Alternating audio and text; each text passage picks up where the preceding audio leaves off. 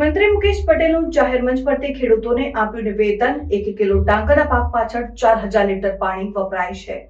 મંત્રી મુકેશ પટેલનું જાહેર મંચ ઉપરથી ખેડૂતોને આપ્યું નિવેદન, 1 કિલો ડાંગરના પાક પાછળ 4000 લીટર પાણી વપરાય છે। આવનારા સમયમાં ખેડૂત પોતાની જમીનમાં 50% જ ડાંગર પાક લઈ શકે તેવો પરિપત્ર જાહેર કરીશું। પાણી બચાવવા આ પ્રકારનો પરિપત્ર જાહેર કરવામાં આવશે। ગુજરાતમાં સૌથી સારો અને સફળ ડાંગરનો પાક દક્ષિણ ગુજરાતમાં જ થાય છે। મંત્રીના આ પ્રકારના નિવેદનથી દક્ષિણ ગુજરાત ખેડૂતોમાં નારાજગી અને રોષ છે। પાણીની દ્રષ્ટિએ દક્ષિણ ગુજરાત સૌથી સુખી અને સંપન્ન પ્રદેશ છે।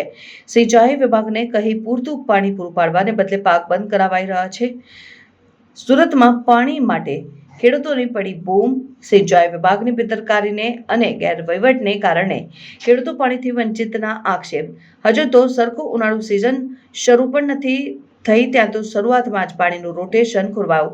કાંકરા પાર જમના કાંઠા માયનોર નહેરથી પાણી નહીં મળતા નહેર ખાલીકમ। ઓલપાડ તાલુકાના બરબોધન, ભાંડુત, ઓરમા, કુંદિયાણા સહિતના 9 જેટલા કાંઠા વિસ્તારોમાં ખેડૂતો હેરાન। સિંચાઈનું પાણી પર્યાપ્ત માત્રામાં નહીં મળતા ખેડૂતો મુશ્કેલીમાં મુકાઈ ગયા।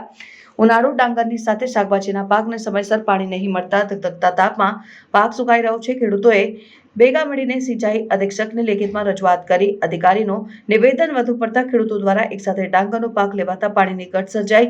ડાંગરના પાકમાં વધુ પાણીની જરૂર પડે છે। સિંચાઈ વિભાગને આપવામાં આવતું પાણી પૂરું પાડવામાં આવ્યું છે। નહેરની ક્ષમતા કરતાં વધુ પાણી આપી શકાય નહીં। ખેડૂતોના આક્ષેપ, સરકાર ખેડૂતોનું પાણી ઉદ્યોગોને આપે છે। ડાંગરનો પાક છેલ્લા અનેક વર્ષોથી લેવાઈ રહ્યા છે, છતાં આ વર્ષે જ આ પ્રકારની સમસ્યા કેમ? નહેર નાની છે તો ઊંડી કેમ નથી કરાતી? ખેડૂતોએ અધિકારીને નકશો દોરી પાણી પૂરું પાડવાનો રસ્તો બતાવ્યો। ખેડૂતોમાં ભારોભાર રોષ।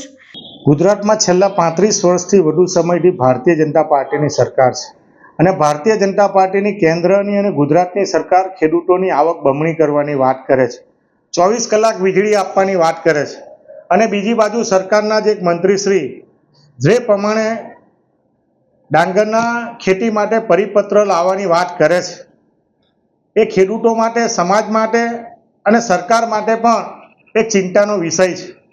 ખેડૂત એ જગતનો ટાટ છે અને જગતનો ટાટ એ ખેતી કરીને, શાકભાજી પકવીને, ડાંગર, શેરડી, ઘાસચારો કે અન્ય બાગાયતી પાકો પકવીને એનું પોતાનું જીવન ધોરણ ચલાવે છે અને સમાજને પણ જીવાડવાનું કામ કરે છે।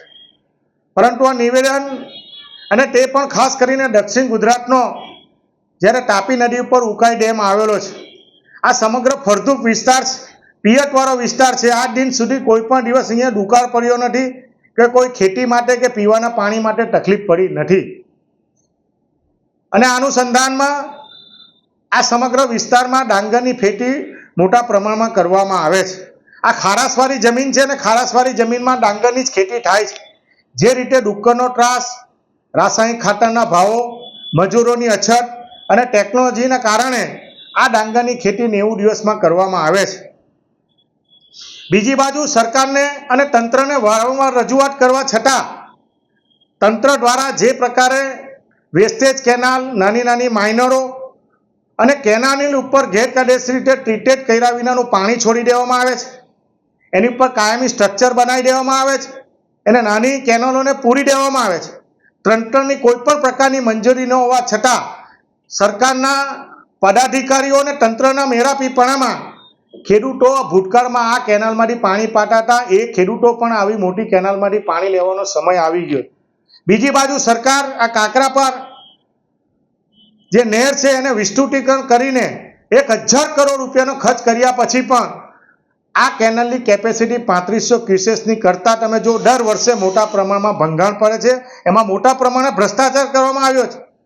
જ્યારે આ કેનાલ જૂની હતી, 2800 ક્યુસેસની સપાટીવાળી હતી, ત્યારે આ કેનાલોમાં 0 થી ટેલ સુધી પાણી પહોંચી જતું હતું, પરંતુ સરકારની અને સિંચાઈ વિભાગના અધિકારીનો અવણાવટને કારણે એનો કોઈ ભોગ બનતો હોય તો ખેડૂત બને છે।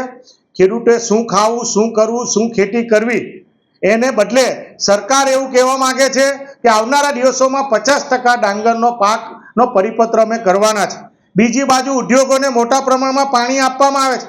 સમગ્ર વિસ્તાર જોવામાં આવે, અંકલેશ્વર હોય, ઓલપાડ હોય, ચોર્યાસી હોય કે માંડવી તાલુકો હોય, મોટા પ્રમાણમાં આ જગ્યાએ ઇન્ડસ્ટ્રીલો બાંધકામો કરવામાં આવ્યા, રેસિડન્ટ બાંધકામો કરવામાં આવ્યા, જમીનો બિન ખેતી કરવામાં આવી. આના કારણે પિયતનો વિસ્તાર પણ ઘટવામાં આવ્યો છે.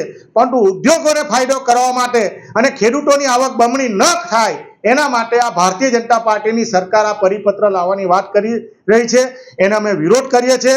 કોંગ્રેસ પક્ષ વતી પણ ખેડૂતોની સાથે રહીને ખેડૂતોને ન્યાય મળે, ખેડૂતો શું ખેતી કરવી, શું પકવવી એ પોતે પ્રારબ્ધ અને આ જન્મસિદ્ધનો અધિકાર છે.